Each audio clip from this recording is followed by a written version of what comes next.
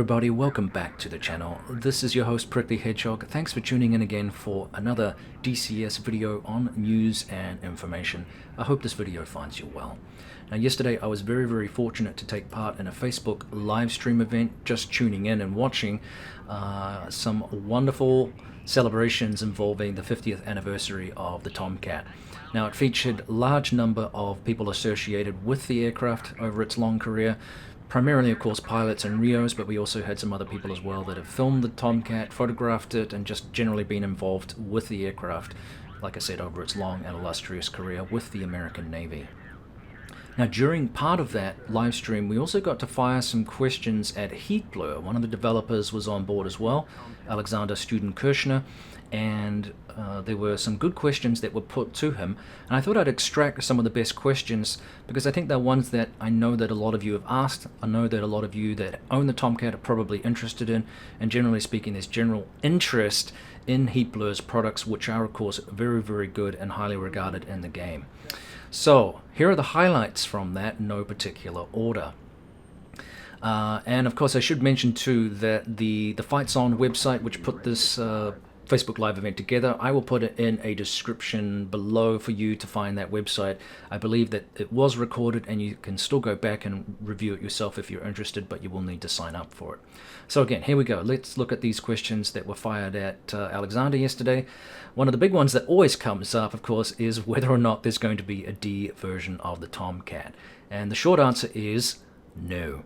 And the reason for this is not because they aren't interested in doing a model, it's just simply not possible. The material that they need is actually classified, and therefore they can't access it, they can't use it. Even if it is published, it's going to get them into a lot of hot water, and he was pretty clear that we're not going to do anything illegal that's going to jeopardize obviously their studio and put them out of business or just cause problems for them in general. So now, unlike the A and B variants, obviously there is data available that wasn't classified, and he used the example of NASA publishing the wind tunnel results from the aircraft as well. So that was data that they could use then in the game without fear of reprisal. Sadly, of course, that does not translate into the D variant. There were some pilot discussions about how different the D version was from the Tomcat. One guy actually saying, and I forget which pilot it was, but he flew the D variant with the electronic flight control system and then went back to an earlier model, and he thought that the aircraft was broken. There was so much of an improvement to the D variant.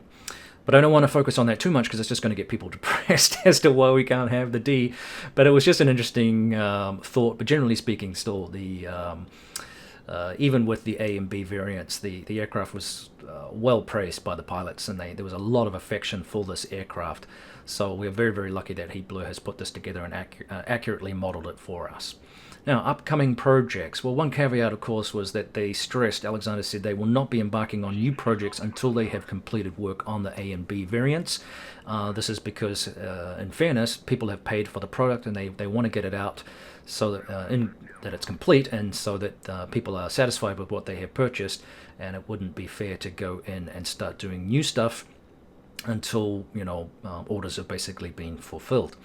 So they are close to finishing the A. There was the engines have been finished, and they are now working on the skins and artwork basically. And this will include the Iranian Air Force skins as well. So I thought that was cool. I know we've talked about the USS Forrestal class aircraft carrier. That's still a work in progress, and they are close to finishing the textures for the AI A6 aircraft. Just stressing again, this is an AI aircraft and not a full fidelity or full module available to fly. It is only the AI, and they are also working on the Saab Draken textures as well, but like I said, the A6 is almost done. No official word on whether any of these aircraft could morph into actual modules. Certainly, as I said, nothing that's going to be started until they've completed the other work that they are working on.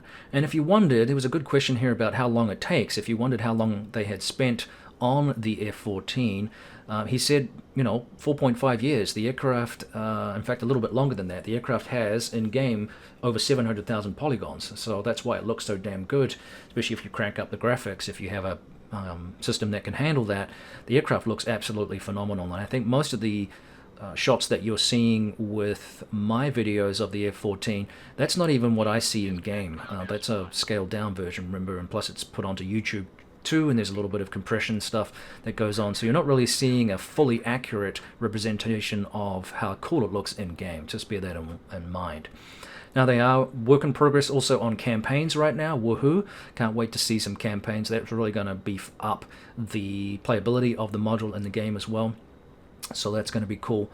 No timelines here either. Just being aware that Alexander said one of the problems with timelines is that things can change unexpectedly. So it's very difficult to be completely precise and absolutely accurate because of the the nature of this work.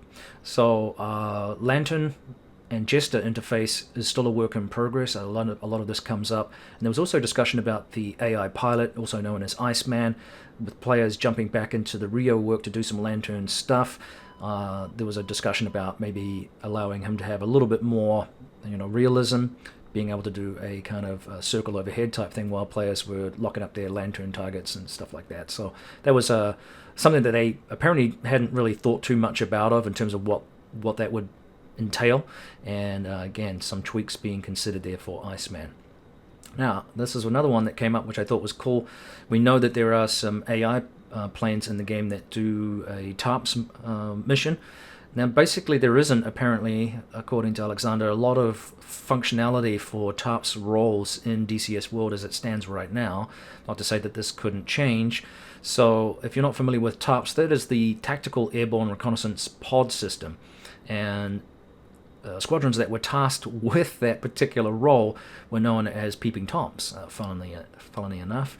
And they did actually do quite a lot of missions in Desert Storm, about 781 missions. And unfortunately, though, the role of TARPS was really taken over by the Hornet, so it was sort of stripped away from the Tomcat role. Nevertheless, maybe, and I postured this, perhaps if we get a dynamic campaign in the future with DCS World, then perhaps we might see some of these roles being available to us as real pilots. But really, I mean, it's more of a static mission. It's not quite as exciting in terms of what you're actually doing, but a very, very important role. Although generally speaking, a lot of this stuff, unfortunately, is also covered by satellite imagery and drones and other mechanisms that they have access to. So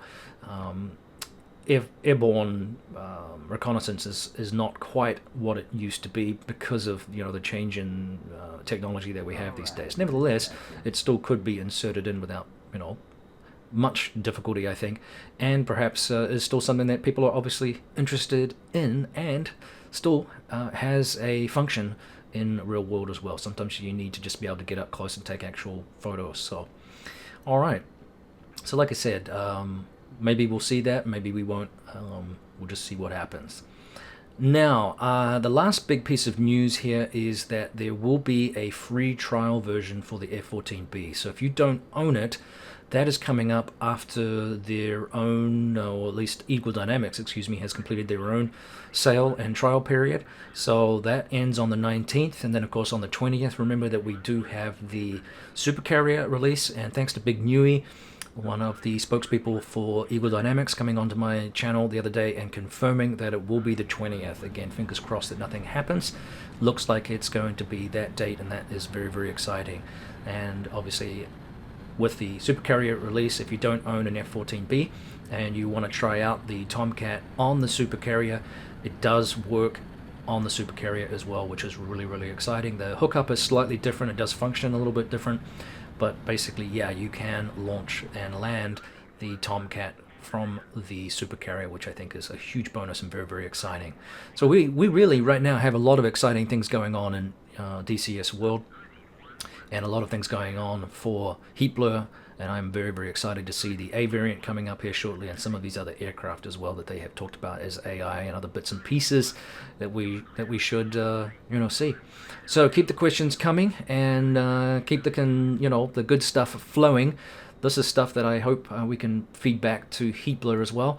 They did a fantastic job of this model, and I am very, very pleased to be able to fly it in the game. Yesterday's live stream was really, really awesome, so don't forget to check that out if you wish. All right, I think that'll do. Thanks for tuning in again, like I said, and keep the likes and subscribes going. Helps the channel chug along, and I really appreciate that. It helps me a lot. This will do for now. Thanks, guys. Carry on flying. It's Prickly Hedgehog out. We'll see you next time.